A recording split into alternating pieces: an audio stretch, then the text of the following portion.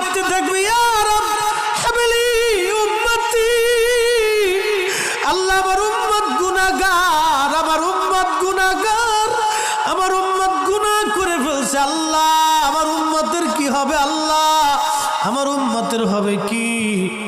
আল্লাহ পাক ডাক দিয়ে বলবেন, হাবিব আপনি আর সেজদায় পড়ে থাকবেন না, মাথা উঠান। আপনি কাঁদেন কেন? মেহেশর তো আপনার কান্নার জন্য না, নবী উঠেন, আপনি মাথা উঠান।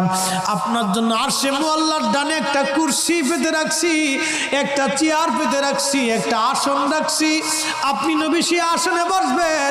আপনি মাথা উঠান, আপনি আমার হাবিব, আপনি আমার বন্ধু, আপনি আর কাঁদবেন না। হুজুর আপনি মাথা উঠান। আল্লাহর নবী তখন বলবে, ইয়া রব হাবলি উম্মতি, আল্লাহ আমার উম্মত, আমার